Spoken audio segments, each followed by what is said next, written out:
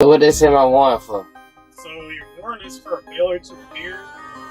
Dispatcher's got to call in and make sure it's still valid. Failure to appear where? I didn't have no court dates. It's for DUI out of Pickens County. Out of Pickens County? You can go and that one.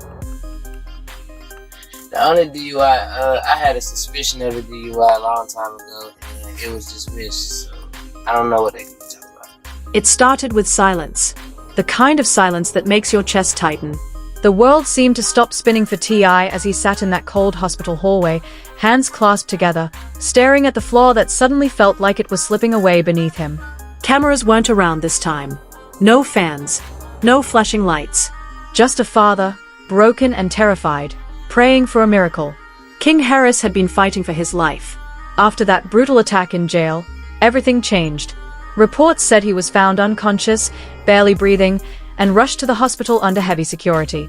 The internet went wild. Rumors spread faster than facts, and for the first time in a long time, T.I. didn't care what people were saying online. He only cared about one thing: his son waking up. It's crazy when you think about it. Just a few months ago, King was online, acting tough, trying to prove himself. He wanted to be seen as a man, not T.I.'s spoiled kid. But the streets don't care about fame. They don't care about last names. And that's what King learned the hard way. What was supposed to be just a night behind bars turned into a nightmare that nearly cost him his life. Inside the hospital room, the machines beeped steadily, keeping rhythm with the shallow rise and fall of King's chest. Tiny stood by his side, holding his hand, tears streaking her face. She had barely slept. Every sound, every doctor that walked through that door, made her heart skip a beat. She kept whispering prayers, asking God to give her baby boy another chance. T.I., though, he couldn't stay in that room for long. Every time he looked at King, he saw his own reflection. All the mistakes, all the pride, all the times he thought he was teaching his son strength, maybe he'd just been teaching him pain. He'd step outside, pace the hallway, rub his eyes, and whisper, "That's my fault, that's on me." And as news of King's condition leaked online, fans were torn apart. Social media lit up. Pray for King started trending. Celebrities posted messages. Even Boosie, who'd been clowning T.I. for weeks, posted a story saying, "Ain't no joke when it's life or death. Hope Lil Brew pull through." The streets were watching. Everyone was waiting. Doctors said the next 24 hours were critical. The attack had left serious injuries. King had head trauma and internal bleeding. His body was weak, but his heart, that stubborn Harris heart, was still fighting. T.I. sat beside his hospital bed one night, holding his hand and whispering through tears, "If you get through this, son, I swear I'll change everything.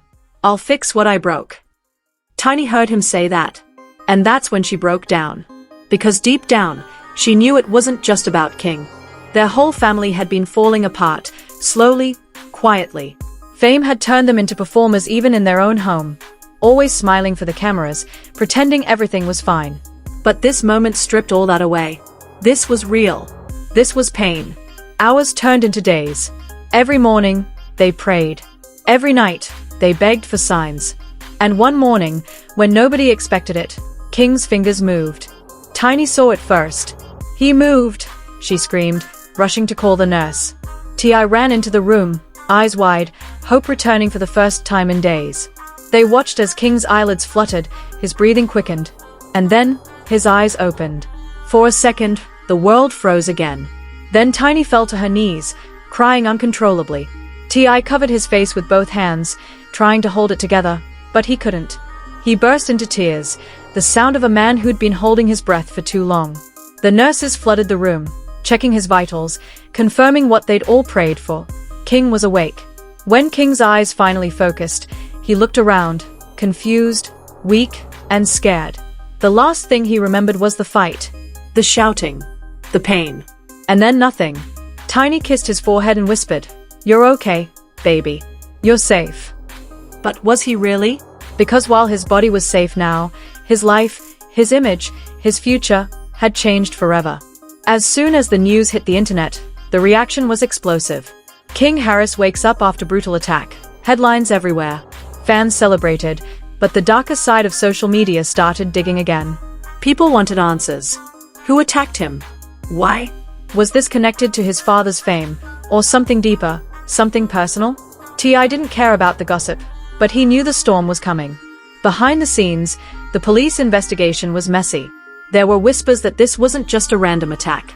Some people believed King had been targeted, either by inmates jealous of his fame or by someone trying to send T.I. a message. And that thought haunted him. He started blaming himself out loud. Maybe if I hadn't raised him like me. Maybe if I hadn't made him feel like he had to prove something. He kept saying it over and over. His friends tried to calm him down, but you could see it in his face. T.I. was done pretending to be strong. This wasn't about music, pride, or street credibility anymore. This was about a father realizing his own legacy nearly destroyed his son. Tiny, on the other hand, was furious. Furious at the system. Furious at T.I., furious at the people online making jokes, turning her son's trauma into gossip. She wanted to scream, but she knew her energy had to stay focused on King. Every minute, she was there, feeding him ice chips, talking softly, reminding him he was loved. And slowly, King started remembering. At first, he refused to talk about what happened. But when T.I. sat down beside him one night, he finally whispered, "They jumped me. Pops, they knew who I was." His voice cracked. "They said you couldn't protect me." That line broke T.I. completely. He stood up, turned away, and silently cried. Because that's the one thing he never wanted his son to feel, unprotected. He spent years building an empire, earning respect, making sure no one could touch his family. But in that jail cell, all that power meant nothing. The news of King's words spread online like wildfire. Fans started connecting dots, theories everywhere. Some believed the attack was retaliation for something T.I. had done in the past. Others thought it was King's own reckless behavior catching up to him. Either way, one truth stood out. Fame doesn't save you from consequences. Meanwhile, Boosie and Charleston White, two of T.I.'s biggest public rivals, went quiet for a while. The same men who had been clowning King days before suddenly stopped posting. Some say they felt guilty. Others say they just didn't want to get dragged into a tragedy. But the silence spoke louder than any diss ever could. Days passed, and King's recovery became a symbol. Fans sent letters. People who'd once laughed at his videos now prayed for his healing. It was as if the entire internet finally saw him not as a meme, not as a spoiled kid, but as a young man who almost didn't make it. Then came the emotional moment that broke the internet, when T.I. spoke publicly for the first time.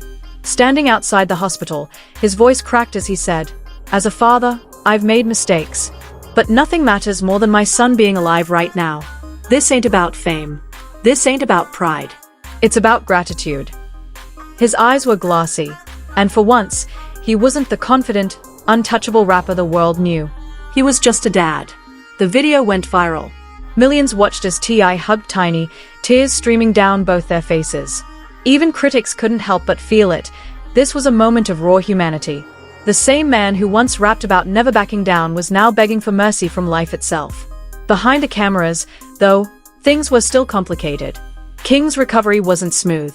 He struggled with nightmares, paranoia, and guilt. He told his mom, "Maybe this is what I get for trying to act hard." Tiny held him close and said, "No, baby, this is what happens when the world forgets you're human." That line stuck with T.I., too, because it wasn't just about King, it was about all of them. They'd been living under the world's microscope for years, trying to perform strength while quietly falling apart. But now, for the first time, they were just a family again, scared, hopeful, and holding on to faith. Weeks later, when King finally walked out of that hospital, weak but alive, the entire family was there. T.I. helped him into the car, cameras flashing again, but this time the smiles were real. It wasn't about image anymore, it was about survival. As they drove home, Tiny looked out the window, whispering a quiet thank you. King leaned against the seat, headphones in, lost in thought. T.I. stared at him in the rearview mirror, tears in his eyes, realizing something deep. Sometimes it takes almost losing what you love to truly see its worth. And though the world had a lot to say, fans speculating, blogs spinning stories, the truth stayed simple inside that car. King was alive. He had a second chance. And T.I. wasn't going to waste it this time. Because in the end, fame fades. Money fades. But the sound of your child's heartbeat, after you thought you'd never hear it again, that's forever. And that's how this story, filled with pain, fear, and redemption turned into something no headline could fully capture. A family, broken and mended by tragedy, learning once again that life can humble you, but it can also bless you when you least expect it.